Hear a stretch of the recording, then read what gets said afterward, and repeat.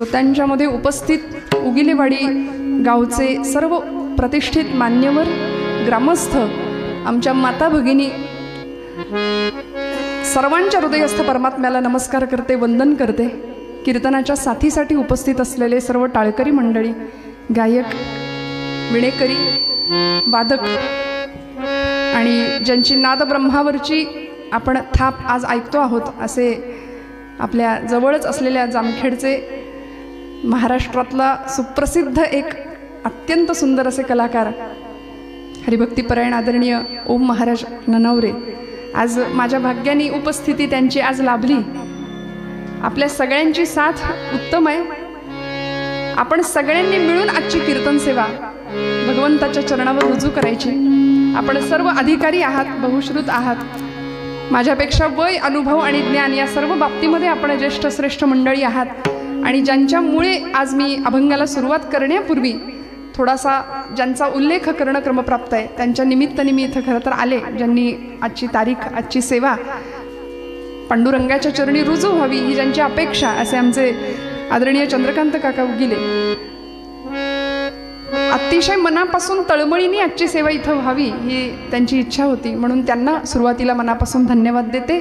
आणि आपण सर्व मान्यवर ग्रामस्थ, प्रत्येक कुणाचं नाव असं उपस्थित असलेल्यांचं घेऊ शकत नाही, आपण सर्वच अधिकारी आहात, सर्वांच्या हृदयस्थ परमात्म्याला नमस्कार करते आणि कीर्तनाला प्रारंभ करते। विठ्ठल विठ्ठल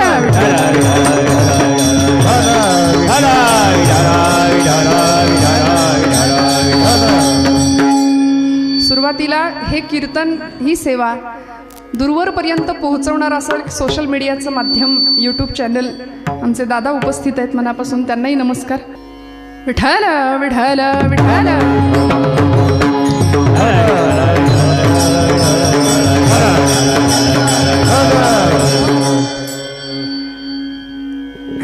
तुम्ही आम्ही खेळी मेळी गदारोळी आनंदे या अत्यंत परिशुद्ध हेतूनी कीर्तनाचं श्रवण करण्याकरता आपण सगळे उपस्थित आहात। प्रस्तुत कीर्तन रूपी सेवेकरता संत श्रेष्ठ जगद्गुरु जगद्वंद्य देहू निवासी असलेले परमपूजनीय प्रातस्मरणीय संत श्रेष्ठ तुकोबरायांचा 4 चरणांचा अत्यंत सोपा असा अभंग आहे।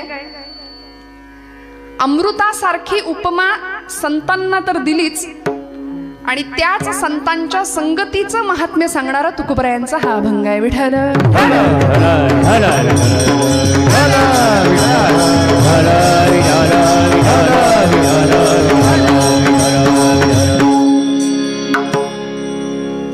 देहू मध्ये जन्माला आलेले आमचे तुकोबराय, तुकाराम तुकाराम नाम घेता कापे यम, तुका विष्णू नाही तुझा म्हणे रामेश्वर भट्ट द्विजा, अशी ज्यांची ख्याती तुकोबरायांची। दो नाम एक अंग उनका सेतु भंग या, तुकाराम तुकाराम दो नाम एक अंग उनका सेतु भंग या, इनका सेतु अभंग असं म्हटलंय। त्रेतायुगामध्ये एक सेतू बांधला रामरायांनी, कालाच्या ओघामध्ये तो सेतू भंग पावला, पण या रामानी, या तुकोबरायांनी जो अभंग नावाचा सेतू बांधला 16व्या शतकामध्ये, तो आज 450 वर्षांनंतर सुद्धा तुमच्या माझ्या मनावर अधिराज्य करतोय। अभंग ज्याला म्हणतात, महाज्ञान देती जयाला अभंग, जया भंग नाही असे ते अभंग म्हटलंय बरं का। विठ्ठल विठ्ठल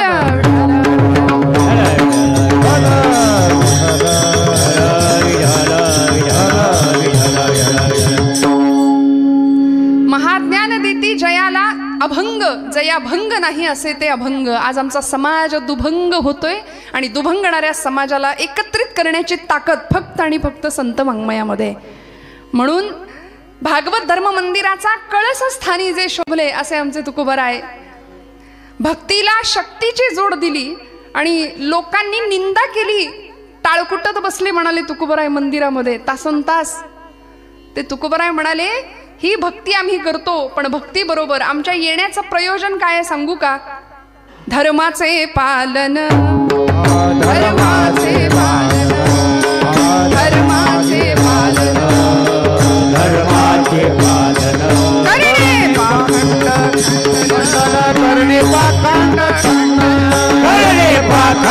खंडन करणे पाखंड खंडन पाखंड खंडन करणे पाखंड खंडन धर्माचे पालन करणे पाखंड खंडन करणे पाखंड खंडन करणे पाखंड खंडन हरि धर्माचे पालन करणे पाखंड खंडन करणे पाखंड खंडन करणे पाखंड खंडन तुकोबराय म्हणले हेची आम्हा करणे काम बीज वाढवावे नाम. वास्तविक आम्ही इथले नाही, आम्ही वैकुंठीचे वासी आलो याची कारणासी. बोलिले जे ऋषी साच भावे वर्ताया झाडू संतांचे मार्ग आडराने भरले जग. तुकोबराय आपल्या येण्याचा उद्देश तुकोबराय सांगतात. मी का आलो आणि आल्यानंतर सर्व संत मंडळीमध्ये प्रमुख परमपूजनीय ठरले, प्रातस्मरणीय ठरले. यच्चयावत जीवाच्या शाश्वत कल्याणाचा जो विचार भारतीय संस्कृतीने मांडला, त्या संस्कृतीचं प्रतिनिधित्व करणारे अनेक संत या समाजामध्ये होऊन गेले. त्या संतांचंही प्रतिनिधित्व ज्यांनी करावं आणि एवढं करून सागमदनी सा तुका म्हणे आता तुका म्हणे आता तुका म्हणे आता तुका म्हणे आता पुरलो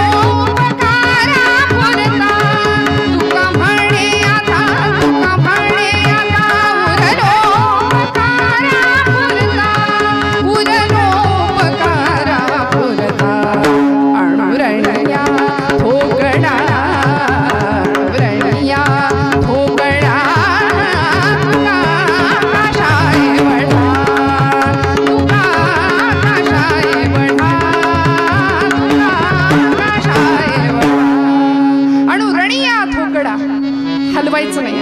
एकदा सेट केले हलवू नका कृपया. गाणं असू दे, बोलणं असू दे. अणुरणिया थोकडा तुका आकाश आहे एवढा. असं आकाशव्यापी व्यक्तिमत्व ज्यांना लाभलं, लोकांनी वेड्यात काढलं बरं का तुकोबरायांना. आमच्या असे रस्त्याने निघाले तर माणसं म्हणायचे बघा बघा येडा तुक्या चालला म्हणून. आमच्यापैकी सुद्धा असं एखादं तरुण व्यक्तिमत्व कीर्तनाला यायला निघालं की लोक काय म्हणतात, येडं चाललं, है की नाही. कारण कीर्तन प्रवचन हे सगळं म्हाताऱ्या माणसांनीच करायचं असा एक समाजाचा समज आहे. त्यामुळे तरुण पिढी फारशी इकडे यायला आणि ज्याला काही येत नाही त्यांनी कीर्तन करावं असा समज आहे बहुतेक समाजामध्ये. ज्याला काही येत नाही ती मंडळी धोतर नेसतात, ज्याला काही येत नाही ती मंडळी कीर्तन करतात. पण असं आहे का हो? तुम्ही आम्ही सगळे या मार्गावरचे पायीक आहोत, या वाटेवरचे पायीक आहोत. हे आमचं तुमचं सगळ्यांचं भाग्य आहे. नामदेव महाराज म्हणले जन्मोजन्मी आम्ही बहु पुण्य केले, तेव्हा या विठ्ठले कृपा केली. हा, पांडुरंगाची कृपा आहे. आणि डोंगरे शास्त्रीजी एका आपल्या प्रवचनात म्हणायचे, कथा के लिए जाने के हमारी औकात क्या है, कथा के लिए तो वो जाते हैं जिनको बाके बिहारी बुलाते हैं. आता बरोबर आहे, आता बरोबर आहे. कथेसाठी ते येतात ज्यांना परमात्मा बोलावतो. म्हणून तुम्ही आम्ही सगळे अत्यंत भाग्यवान आहोत बरं का. हे एका जन्माचं नाही, अनंत जन्माचं पुण्य आहे. म्हणून आमची इच्छा कीर्तनाला यायची होते. आम्ही मराठी मराठी मराठी म्हणून स्वतःला फार अभिमान व्यक्त करतो की नाही. आम्ही महाराष्ट्रातले लोक, आम्ही मराठी माणसं. पण मराठी माणसाची खरी व्याख्या कुणाला म्हणायचं मराठी, अत्रेंनी सांगितली. आचार्य प्रल्हाद केशव अत्रे असं एक साहित्यिक खूप मोठे होऊन गेले पुण्यामध्ये. पुण्याजवळचं कोडीत नावाचं गाव त्यांचं. ते म्हणायचे ज्याला ज्ञानोबांची एक तरी ओवी पाठ आहे. बघा बरं, विचार करा, खूप लक्षपूर्वक ऐका कीर्तन. काय आहे, लोकांचा कीर्तनाविषयीचा समज आणि कीर्तनाविषयीची अभिरुची सध्या बदलली आहे. भरपूर हसायला मिळालं की कीर्तन छान असं काहीतरी समज आज झालेला आहे. त्यामुळे आपण खूप हसण्याच्या अपेक्षेने आला असाल कीर्तनात तर इथे मनोरंजन नाही तर आत्मरंजन आहे बरं का. आपुली या सुखस्वार्था केलीच करावी हरिकथा, हरिकथे विण सर्वथा राहोची नये. कीर्तनाच्या सुखे सुखी होय देव. देवाला त्याचं कीर्तन आवडतं. मला सांगा, आपले नसलेले गुण लोकांनी गावेत असं आपल्याला वाटतं की नाही? कळतंय ना मी काय म्हणते? आपल्याला लक्षात येतंय का मी काय बोलते? खूप जागरूकपणे ऐका हा. आपले नसलेले गुण लोकांनी गावेत असं आपल्याला वाटतं की नाही? मग देवाला त्याचे असलेले गुण गायले तर त्याला किती आनंद होईल. म्हणून गुणसंकीर्तन, लीला संकीर्तन आणि नाम संकीर्तन हे कीर्तनामध्ये अपेक्षित आहे. म्हणून आम्ही इथे आल्यानंतर ही जी माया आहे की नाही, मायाधीनम जगत सर्वम असं म्हटलंय, ही माया सगळ्यांना आम्हाला अधीन करून ठेवते. ती माया म्हणाले या भवसागरामध्ये आम्हाला नर्तकी सारखं नाचवतीये. आता नर्तकी सारखं मायेनी आम्हाला नाचवू नये असं जर वाटत असेल तर आम्हाला नर्तकीच्या उलट करावं लागेल. करा. वा विठ्ठल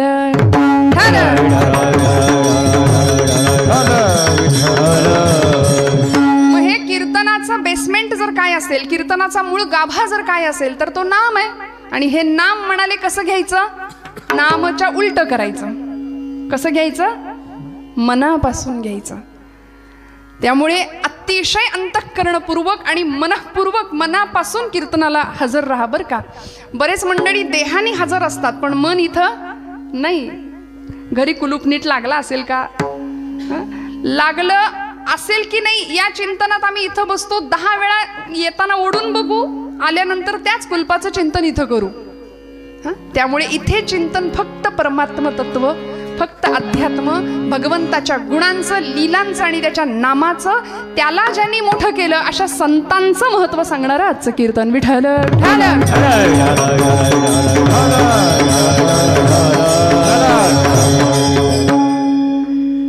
आणि म्हणून आज आचार्य अत्रेंच्या या व्याख्येकडे मी जात होते. मराठी कुणाला म्हणायचं ज्याला ज्ञानोबांची एक तरी ओवी पाठ आहे,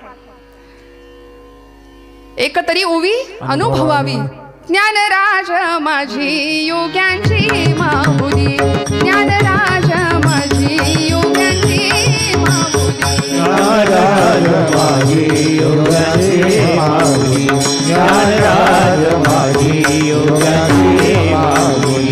जेणे निगमावली प्रकटा केली, जेणे निगमावली प्रकटा केली, गीतालंकार नाम ज्ञानेश्वरी, गीतालंकार नाम ज्ञानेश्वरी. जेणे निगमावली प्रकटा केली, जेणे निगमावली प्रकटा केली, गीतालंकार नाम ज्ञानेश्वरी, गीतालंकार नाम ज्ञानेश्वरी. 12व्या शतकामध्ये ब्रह्मविद्येचा सुकाळ ज्यांनी केला आणि माझा मराठाची बोलू कौतुके परी अमृता ते ही पैजा जिंके अशी माय मराठीचा खऱ्या अर्थी गौरव 12व्या शतकामध्ये ज्या ज्ञानोबारायांनी केला, त्या ज्ञानोबांच्या या भावार्थ दीपिकेतली एक तरी ओवी फार नाही काय अपेक्षा आहे बघा. ज्याला ज्ञानोबांची एक तरी ओवी पाठ आहे, ज्याला तुकोबरायांचा किमान एक तरी अभंग पाठ आहे, आणि तिसरी अट आहे काय सांगते मराठी कुणाला म्हणायचं. आणि तिसरी अट आहे ज्यांनी माझ्या शिवछत्रपतींचा प्रभूंचा एक तरी गड पायाखालनं घालून आणलाय त्याला म्हणायचं मराठी. विठ्ठल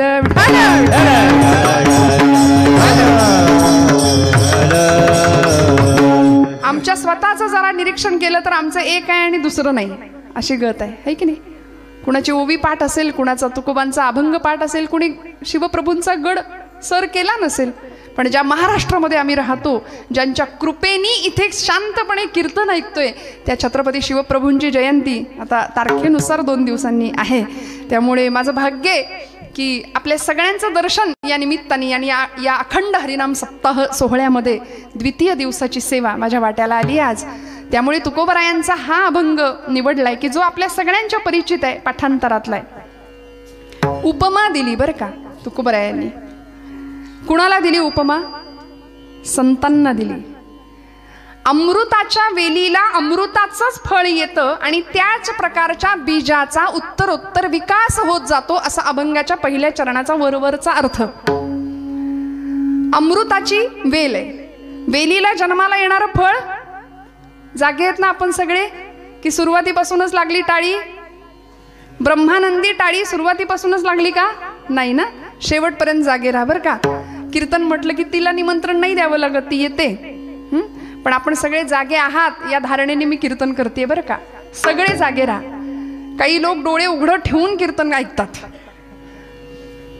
फार खतरनाक असतं ते. काही मंडळी कीर्तनामध्ये समजलंय म्हणून हसतात. बरं, कपड्याला इस्त्री असते इथपर्यंत ठीक आहे, चेहऱ्याला सुद्धा इस्त्री करून मंडळी कीर्तनात बसतात की नाही? हो म्हणा. इथं तसं आहे का?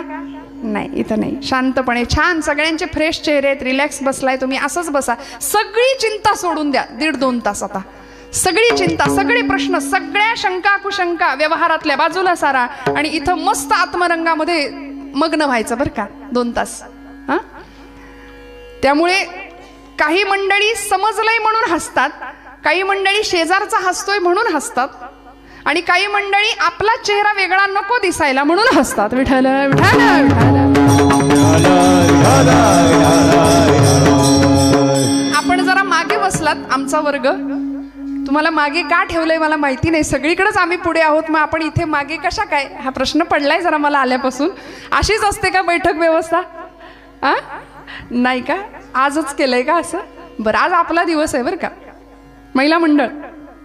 हा, आणि आज माझ्या परमभाग्याने इथे आल्यानंतर मला असं कळालं की इथे अत्यंत थोर अशा तपस्विनीची समाधी आहे. हा, हरिभक्त परायण आमच्या काशीमाई. आणि आल्यानंतर त्यांच्या चरित्राविषयी, त्यांच्या व्यक्तित्वाविषयी मला ऐकायला मिळालं की माझं भाग्य आहे की या भूमीमध्ये की ज्यांच्या पदस्पर्शानं पावन झालेली एक स्त्री संत म्हणूया आधुनिक काळातली, या काळातली, की आज या भूमीमध्ये मला येता आलं. म्हणून आपण सर्व महिला वर्ग आज अत्यंत आनंद राहा बरं का. सगळ्या चिंता सोडून द्या. मस्त कीर्तन ऐका, जागेपणी कीर्तन ऐका. अमृताची फळे अमृताची वेली, तेची पुढे चाली बीजाची. तुकोबरायांनी उपमा दिलीये, शब्द वापरलाय अमृत. चंद्राची उपमा संतांना देऊन चालेल का हो? तुकोबरायांना देता आली असती, पण नाही दिली. चंद्राची उपमा दिली नाही, कारण तिथे काहीतरी कमतरता आहे, चंद्राला डाग आहे. मग म्हटले संतांना चंद्राची उपमा देऊन चालणार नाही. कल्पतरूची उपमा द्यावी, तर कल्पतरू काय करतो? मागितलं, इच्छा केली तरच देतो, पण संत कायमच देत राहतात. संत निर्विकल्प आहेत, कसलाही डाग नाहीये संतांच्या महात्म्याला.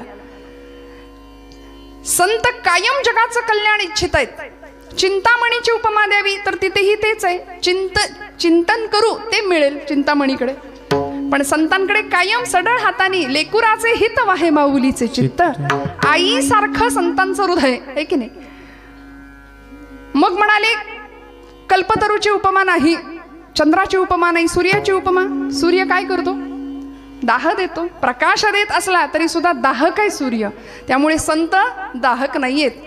मृदू सबाह्य नवनीत तैसे सज्जनांचे हे चित्त. इतकी शीतलता, इतकी शांतता, इतकं प्रकाशमान करणारं जीवन आहे. म्हणून एकमेव उपमा तुकोबराय देतात अभंगाच्या प्रथम चरणात. अमृताची वेली तेची पुढे चाली बीजाची. हे महाराज म्हणाले वेल अमृताची आहे. वेल अमृताची असेल तर फळही अमृताचंच येणार आहे. वेल विषाची असेल तर फळही विष समान आहे. म्हणून अमृत स्वरूप असलेल्या संतांना तुकोबरायांनी त्या संतांचा गौरव केला. या अभंगामध्ये संतांचं महात्म्य सांगितलं आणि त्यांचा संग करा असा उपदेशही केला. पांडुरंगाकडे ते मागणंही मागितलं की अशा संतांचा संग मला दे. मग अमृताचं जीवन काय असतं? ज्ञानोबान रायांपासून निळोबा रायांपर्यंतची सगळी परंपरा अमृता समान जीवन ही मंडळी जगली की ज्यांनी स्वतःच्या प्रकाशाने जगाला शीतलता दिली. जे खडांची व्यंकटी सांडो तया सत्कर्मी रती वाढो. भूता परस्परे पडो मैत्र जीवांचे. काय मागणं होतं? विश्व स्वधर्म सूर्ये पाहो, जो जे वांछिल तो ते लाहो. प्रत्येकाला ज्याला जे हवंय ते मिळू देत. ज्ञानोबारायांचं जीवन अमृतासारखं आहे, अमृतासारखं आहे. जगाने काय दिलं हो? फक्त हाल अपेष्टा निंदा अपमान छळ संन्यासाची पोरं म्हणून हिणवणूक केली नुसती. पण जगाला काय दिलं? अमृताची संजीवनी दिली. विषप्राशन केलं समाजाकडून होणाऱ्या निंदेचं आणि 12व्या शतकात चूळ भरली अमृताची. सगळ्या जगाला अमृताची सुधा दिली. आणि अशा ज्ञानोबांना समाजाने आज सोहळे निघाले, आज दिंड्या निघाल्या, पण त्या काळी म्हणून आज आम्हाला सावध व्हावं लागेल. आजही आजच्या समाजामध्ये अमृता समान असलेल्या संतांच्या चरित्रावर, चारित्र्यावर चिखलफेक करणारी आजही काही करंटी माणसं समाजामध्ये आजूबाजूला आहेत की नाही? आम्हाला जागं व्हावं लागेल. दुर्जन सक्रिय होतात कारण सज्जनांची निष्क्रियता वाढते. सज्जन निष्क्रिय होतात म्हणून दुर्जनांचं तोंड चालतं, दुर्जनांचे कार्यक्रम कामं चालू राहतात. म्हणून म्हटलं आपला आवाज कमी पडतोय. ज्यावेळी गजराचा, ज्यावेळी नामस्मरणाची अपेक्षा आहे त्यावेळी वाजू की नको, वाजू की नको, वाजू की नको असं नाही करायचं. खणखण टाळीचा आवाज, खणखण मुखातनं आवाज आलाच पाहिजे. विठाला विठाला विठाला विठाला विठाला. मी तर म्हणते आपला आवाज अयोध्येत गेला पाहिजे. थेट उगिलेवाडी ते अयोध्या जाईल का? हो म्हणा. जमेल का? राजाधिराज प्रभू रामचंद्र महाराज की जय. सगळ्या जय जयकार आपण नाही करत, नुसतं जय म्हणतो. सगळं बाकीचं तुम्ही म्हणा, आम्ही फक्त जय म्हणतो. नको त्यांचे जय जयकार निवडणूक आली की करतो की नाही? मग देवाचा सगळा जय जयकार करायचा. बोला राजाधिराज प्रभू रामचंद्र महाराज की जय. वा. आणि ते नुसतं राम मंदिर नाही बरं का, भारतीय समाजामध्ये, भारतीय संस्कृतीच्या उच्च स्थानी ललामभूत सगळ्या जगाला गौरव वाटेल असं राष्ट्र मंदिर उभारणीचं काम सुरू आहे. आम्ही त्याचे एक साक्षीदार आहोत. यासाठी स्वतःला भाग्यवान समजा. आम्ही या पिढीत आहोत, आम्ही त्याचे साक्षीदार आहोत की खूप मोठं राष्ट्र मंदिर आज सुरू उभं राहतंय. आम्ही भाग्यवान आहोत. जन्मोजन्मी आम्ही बहुपुण्य केले, तेव्हा या विठ्ठले सहस्त्र जन्मा ओळखीचे एक वेळ मुखासे यावं या माऊली म्हणते. हजारो जन्मांची पुण्याई लागते भगवत नाम एकदा मुखात यायला. तुमचं माझं भाग्य म्हणून आपण आज इथे आहोत श्रोते हो. ज्ञानोबारायांचं अमृतासारखं जीवन आहे. ज्ञानोबा तुकोबारायांचं, नामदेव महाराजांचं ज्ञान नाम एकत्र आलं म्हणून भागवत धर्माची पताका निर्माण झाली. धर्माची पताका आहे बरं का, झेंडा पक्षाचा असतो, धर्माचा झेंडा नाही. ज्ञानाचं नामाचं टोक, भक्तीचा दांडा. आणि अशी भागवत धर्म परंपरा या मंडळींनी सुरू केली. धर्माची इमारत उभी राहिली.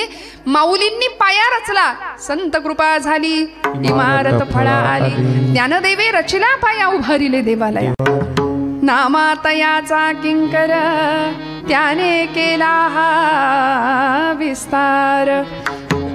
जनार्दन एकनाथ खांब दिला भागवत. तुका झाला से कळस भजन करा सावकाश.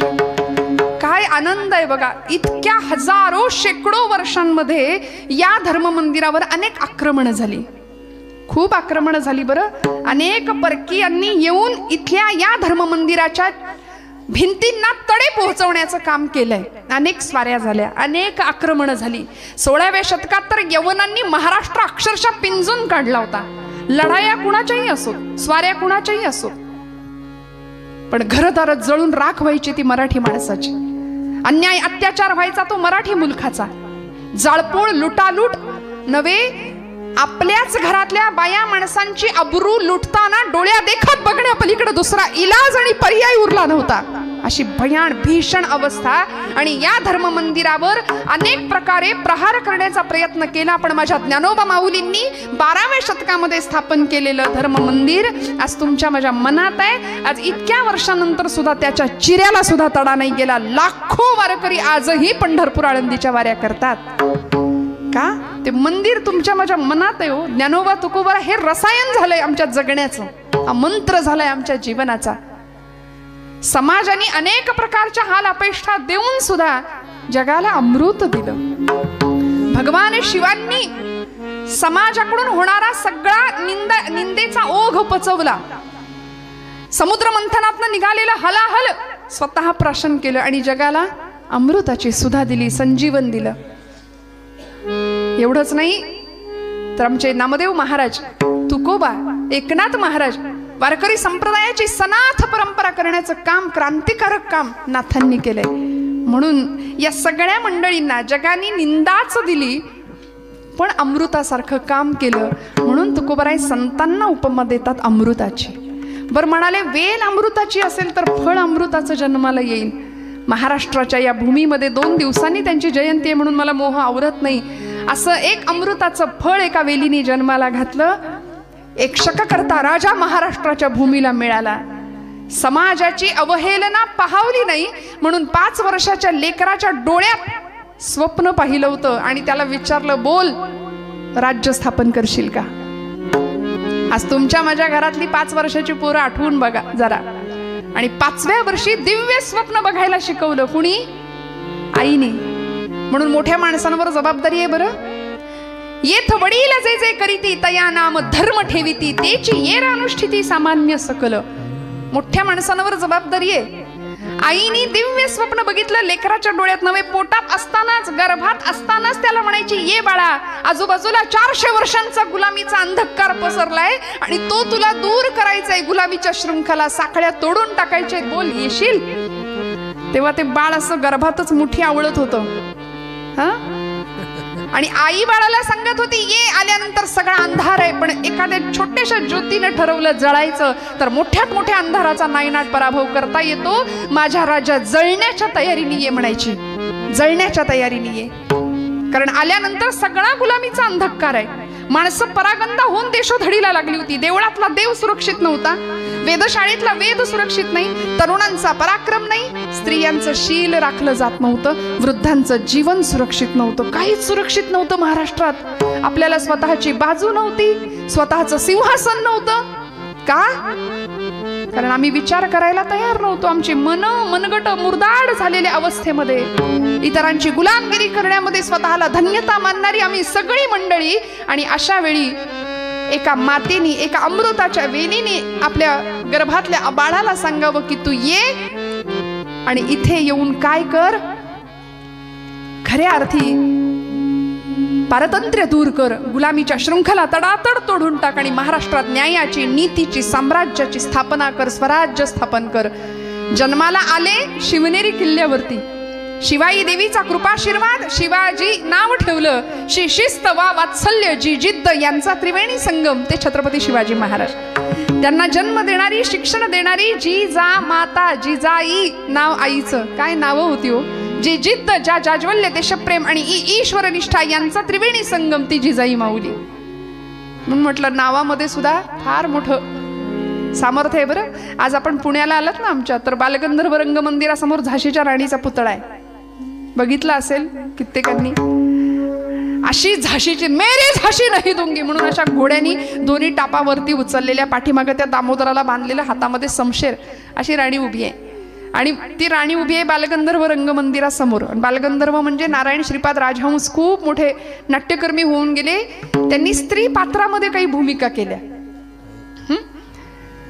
ते बालगंधर्व, ज्यांनी पुरुष असून स्त्रीनी कसं असावं ते शिकवलं, ते बालगंधर्व. आणि ही झाशीची राणी, ज्यांनी स्त्री असून पुरुषांनी कसा पराक्रम करावा हे शिकवलं, ती झाशीची राणी. हे अत्रे म्हणायचे बरं का.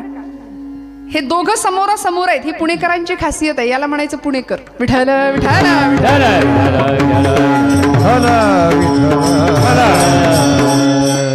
म्हणून आमचे ज्ञानोबा म्हणाले, पुण्याची गणना कोण करी.